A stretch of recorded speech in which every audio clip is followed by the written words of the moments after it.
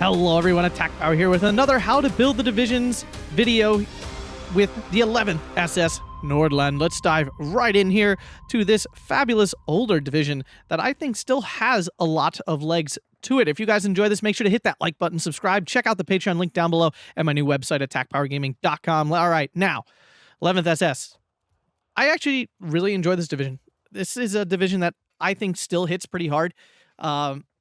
Obviously, it hasn't really gotten any buffs ever. It's just kind of, I don't even remember. It got nerfs at some point, I feel like. I have to imagine the jet plane got nerfed at some point. I don't actually know that as a fact. I just feel like it must have been. But yeah, this division is pretty unique, actually. It plays a lot differently than many other divisions. I find it really fun to play. Although I am upset. I've never been able to get to play balanced. I've tried. I really have. But this division functions really well as a Vanguard or Maverick division, pushing really aggressively. It's got some tools. The strat is basically to use your early armor car spam, punch holes in their lines as they try to reorganize once you get them on the back foot. Then you use your big AR-234 bombers to basically destroy any defense they put up. You can also use the Stukafoos to do that as well. So it just has some really unique units that make it really quite fun to play. So let's dive into here to this very strong recon tab. We have the Schwedenzug. Schwedenzug. Basically, it can only bring in an A phase, but it is double vet locked with 3, which is pretty good. The loadout is honestly pretty solid. 3 PP Shaws, 4 SVTs, 2 MG34s, and a grenade. A 9-man team. I mean, it's hard to ask for more at 25 points. It really is. It's a bit of a hybrid unit. You know how I feel about those, but the double MG34 does actually make it pretty solid at long range. The SVTs and the PP Shaws make it an acceptable CQC fighter for a rifle squad. You know, I don't really want these fighting at close range. The 6 units with longer range weapons are a little stronger. But yeah, a really nice unit, honestly, for the recon tab. Unfortunately, you can't get more of them, but it is what it is. Then we have the good old SPW231. You never leave these at home. They're fabulous, well costed, very strong, enough ammo to get by. Yeah, just a great unit. The Atkpwr here, I actually, so right now it's coming in the SPW222. I switch this around. I sometimes actually bring it in the SDKFZ 250 slash, not that one, this one, /10. I'm actually a fan of this unit. It does 5 damage. It's not the Panzerbücher. It's the Pak 3536. And at 14 rounds a minute, this thing actually can do really well. The 65 millimeters, it's really good at countering opponents' armor car rushes, which is actually really nice a lot of times. So I often, when I'm going into the quick queue, I'm often using this instead of the SPW222. I have plenty of autocannon cars. Like, it comes down to this point where I have plenty of autocannon units. I don't really find the 222 necessary. This is also 10 points cheaper, which is nice, bringing us down to 35 points. So I did want to mention this was switched recently for a competitive game I played, and I thought the 222 was a little bit more useful. The opponent didn't have armored cars to deal with, so I didn't find the 250/10 to be as useful. But honestly, when I'm taking this into the queue, I'm generally taking the 250/10. I know some of you might not agree with that choice, but I actually am a big fan of this little half track. Then, of course, we have the SPW234/2 Puma. This thing is phenomenal. Not many divisions have it. It is super strong. It's a good thing not many divisions have it because it is such a good unit. It really allows your opening rushes to be super dangerous. It has the same gun that a Panzer III has, which means it bats way above its weight class. Doesn't have the APCR, but truthfully, I wouldn't want to use APCR on this thing anyway, since it dies pretty quick to tanks, and the APCR is only really needed for tanks. This usually would lose even if it had APCR, so it's irrelevant then in that situation. So just having the regular gun works great. I mean, it's just a fantastic unit. Sometimes I double vet, but I really like having 3. You know, again, like 3 lanes, as we talk about often. Many maps in this game have basically like 3 quadrants to work with. And even on top of that, sometimes I want to send 2 into one area and I still want to have 1 somewhere else to use it. So 3 is kind of like the lowest I'd want to go. I've even played with 4, but honestly, the veterancy is really important for getting early hits, especially that extra 9% accuracy. This thing doesn't miss often. Like, it really doesn't at that 69% accuracy. That's really high. Yeah. So, and then B-Phase, just a singular card of SDKZ 250/9s. We're not vetting them or anything. They don't really need it. It doesn't really improve their performance a ton. It does, like, Veterancy always does, but I feel like I actually sometimes really do get out 12 SDKFZs, because you kind of just spam these in sets of 3 or 4 and just try to overwhelm positions. So yeah, the rest of the things here are really not worth it. I mean, more off-clears could certainly work. You could just take more SPW 222s. But, you know, once you get to B phase, you can't take them. Well, actually you could, because there's 3 right here. So you could take 6. But that's, I mean, I would prefer to just have 12 of these at that point. I guess you could take them in the 10s. You could take them like this, but that seems a little much, especially now you're in the 3-point slot costs. That's a lot. Spare troop, don't need it. Obviously, no. Just no. Although it does have radio, argument's sake, it does have radio. Continue on the infantry tab. It's an interesting mix of stuff. Like, there's nothing like extra special about it, but it is some neat units here. Pioneer Fear. We have 2 cards of Pioneers in A, although sometimes I do slot that out and take a second card of B phase Sturm Pioneers. Just kind of depends on which unit you like more. It does leave you a little light in CQC and A phase. If you don't take the second card of Pioneer here, that's really your choice. Then we have the Panzergren MG26. I'm a fan of this unit. I often mention it. Something about having 2 automatic rifles and 2 submachine guns makes this unit feel a lot more serviceable in CQC. Not that you want to be fighting CQC with these often, but the fact is it comes up. And it's not like you have any other units. Like, it's not like I'm dodging other Panzergrens. It's not like I'm leaving other Panzergrens at home for this unit. So yeah, for 25 points, which is nice in A phase to have a slightly cheaper unit that is still double MG and has a Panzerfaust. Like, this unit checks a lot of boxes when you really think about it. Then the Panzergren MG34. The higher availability is nice. That you get 2 extra in A phase is nice to get through A phase with lots of infantry. And then you do get better submachine guns on this unit. It is a ZK383, which actually has 150 meter range, pretty good accuracy, and a pretty good rate of fire. This is actually a very good submachine gun we don't see a whole lot of. Now, in my mind, this unit's way better at CQC because of these submachine guns. In reality, it's not. You still don't want to fight at CQC with this unit.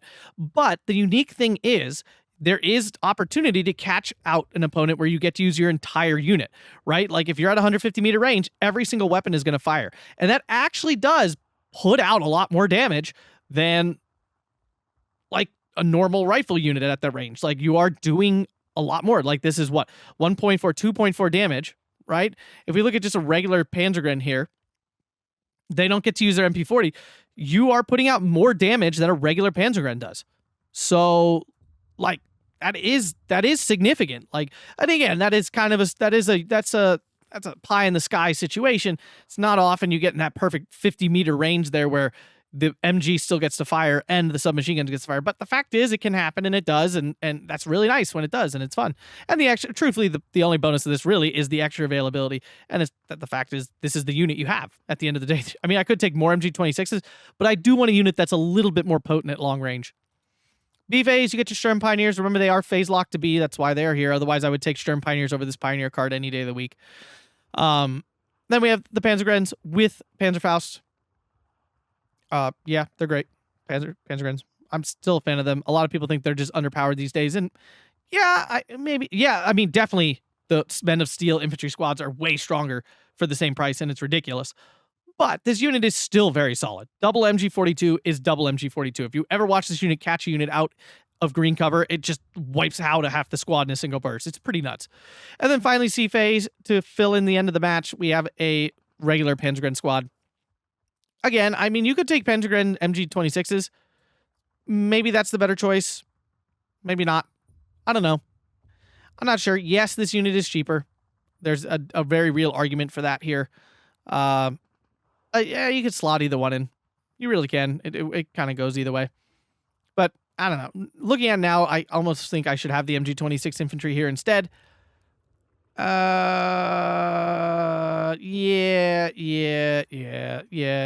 It should probably be him. It should. I don't like leaving Panzergrens at home. I really actually do like Panzergrens, but the fact is, this is a better... You can call in 3 of these at a time. You can only call in 2 of these at a time. These guys kind of do CQC, kind of. These guys absolutely do not. So, yeah. And your regular Panzergrens are still there, so... And you got... Yeah, it's all right. It's all right. I mean, you can slot this in and out. We're not taking the other cars. Sturm Pioneers, just no room here with the 4-point slot. Panzergren Fear is worse than the Pioneer Fear by like a million miles because it costs 5 points more with no advantage whatsoever. And yeah, that's what we got. Tank tab, not a lot of choice here, but what you do have is great. I have no complaints about it. There's just not really any choice. You get a card of Shug 4s, which is always phenomenal. You can only bring them in A phase, but 3 Shug 4s actually really can do a absolute shice ton of work. They're just so good because of that 10 extra millimeters of frontal armor. I don't really want to double vet them because they're just so good. I really want to have at least the 3. I know it's just 1 loss, but having only 2 feels so... Like, you barely even get to use 2 when you only have 2 tanks. You barely get to use them. Then we have the Panther D card here. Lovely, lovely Panther Ds. It's got some sick camo. I really like this camo on it. But yeah, good unit overall. 130 points. 1 vet. Not much to complain about. B phase, we have the Shug 3s. We are double vetting these for maximum efficiency here. Getting that 10 rounds a minute really does a lot. 50% accuracy. You know, when I'm playing, it's usually like 20%, but you know, it is what it is. And then we're double vetting our Panther D card here in B phase. Gets us up to a nice 8 rounds per minute, 50% accuracy. These things do start to hum at 2 vet. They land a good number of their shots and stuff.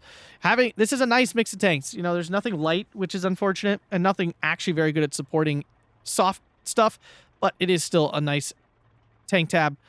We have the Shug 3 leader, but it's forced double vet, which means you like barely get any of them, and that I just don't think is worth it. Support tab. We have good old Flammenwerfers, IG-18s, MG-42s, and IG-33s. We're bringing all of that in A phase. Might seem like a lot, but I feel like I always want all of these things right away. The only thing I'd really argue myself with is actually moving the IG-33 potentially to B phase, just so I have 6 of these, because 2K HE can be so important. But it's a Maverick deck. I'm pushing hard early. A lot of times an IG-33 can block out a lot of area really quickly. So yeah, that's why they're in A phase. Then we're taking the Blitz munitions.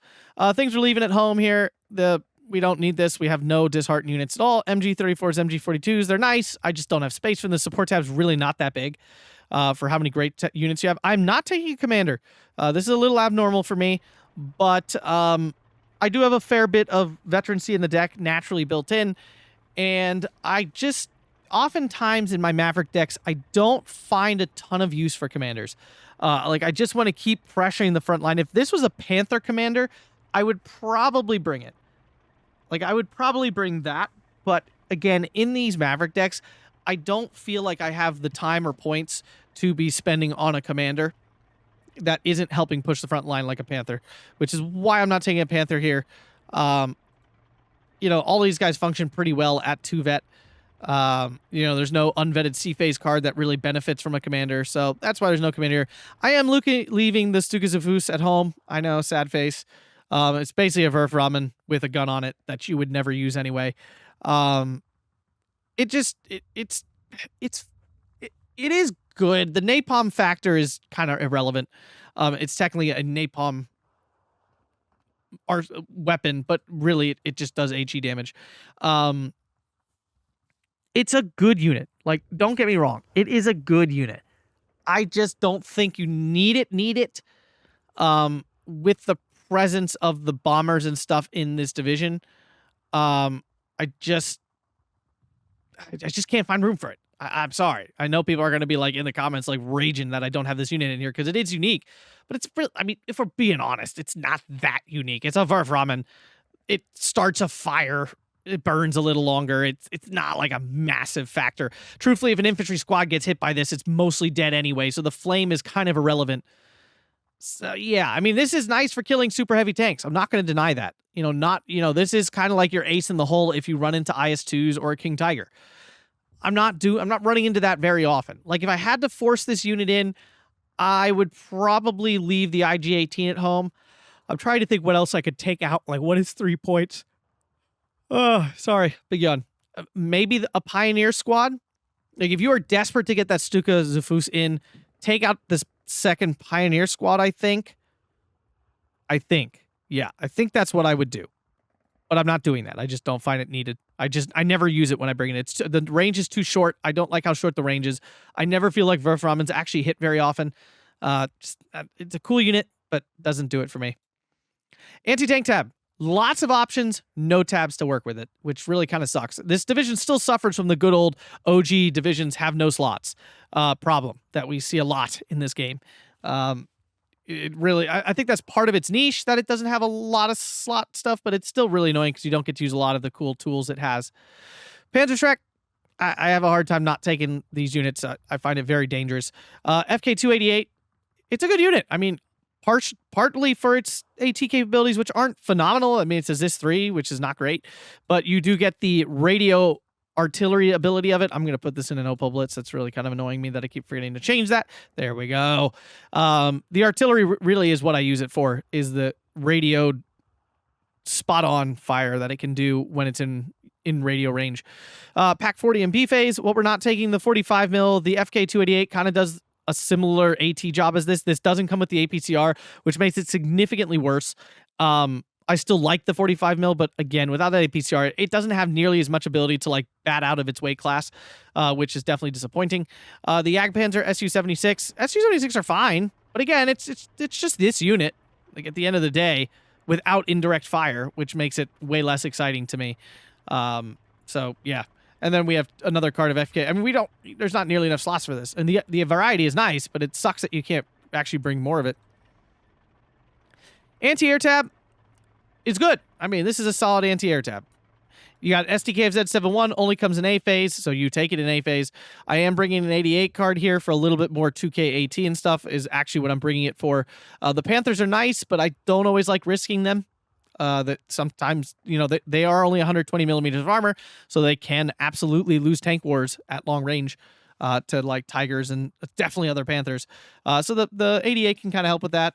It's not a great AA piece, but it is there for AAing as well. And then we have the Flak 36, 37 mil card in B phase. Let's fix that really quick. There we go. So yeah, not the best. It's not a Flak 43, but it's all right. We're not taking 20 mils. We're not taking more 88s. This is plenty of AA, more than a lot of times we have, honestly, in a lot of divisions. RD tab. This is pretty standard. There's really nothing here that, like, bucks the trend or starts, like, lights the world on fire. We're taking an 81 mil mortar. Oftentimes we have the points in A phase to deploy that and make use of its mortaring capabilities. Batterie 4 in B phase to continue our beautiful leadership. And we are taking the SK18 105s in B phase here for the accurate counter battery and hitting of things more accurately. It's a little bit cheaper. We're leaving the 150s at home. A little bit too expensive if we want to bring ammo with it. And truthfully, arguably, do I even need the ammo? Right? Like, can I get away with just the munitions in B? Probably. Honestly, I'm like actually actively arguing myself into not bringing this with ammo. But you don't get the SDKFZ, which is you can't bring it in the free transport, which is kind of annoying. But whatever, we're here. Now it's 85 points. Now it's even cheaper. So we can hit even harder in B phase, get these guys out without having to really stem our inertia, our momentum in B phase, which is nice. We're not taking the 105s. They're horrendous. 120s, not necessary. The Wildwachwerfer is not very good. I mean, that's just what it is. I want it to be. It's a neat unit. It fires lots of rockets. It's fun. But it's got too big of a dispersion. It doesn't really kill much. It's like kind of more like an off map, honestly, which it's kind of more like the the Katusha. And we all know how a Katusha is. Really underwhelming and really sad. So this is the same concept. I wouldn't take it. Into the Air Force, the final tab, and one of the things that makes this division so darn fun and so deadly. We have the AR-234B2 Bomber. Oh my god, these things are so freaking good. Oh, they're so great. We have the 1-bomb variant and the 3-bomb variant. So the 1,000 kilogram bomb variant and the 2,000 worth of kilogram bomb variants. Oh my god, these are so good. They really are. This is what wins you games of this division. So what happens is you put your opponent off balance with your initial strike, and every time they try to set up defenses, then you just send this in. It wipes out defense, or if they try to crack back at you, this just blows up any sort of push, any sort of defense, and it's so hard to stop. They are forced to put like 200 points into AA just to have a hope of stopping this from bombing their stuff, and just have a hope of shooting down. Despite the medium resilience, it's so fast and it flies so high that AA does not have much time on target on this thing. So like it's such a good unit and so pivotal to this division's like being successful with this division. Basically, when I play this division, I will leave enough points to buy this on the first tick every single time, no matter what, because I just want this to be bombing as often as possible. It does have a pretty long reload time. Like if you buy it on the first tick, you will probably only get 2 bombing strikes off in the A phase. So it's not coming in super often. So you have to be a little bit picky. Don't be bombing singular infantry units with this. You know, bomb things that need to be dead or bomb defensive areas that you need to push through. It's like an off map essentially. And use this in that fashion, and it can be such a disgustingly good unit. And then once it drops its bomb load, I'm pretty sure it moves faster, which makes it so hard for fighters to catch. And like the thing is, in your Maverick income with your early recon car rush, your opponent often cannot suffer to spend even 100 points on AA to try to stop this thing. But 20 mils and 25 mils won't stop this from bombing it. They certainly won't kill it.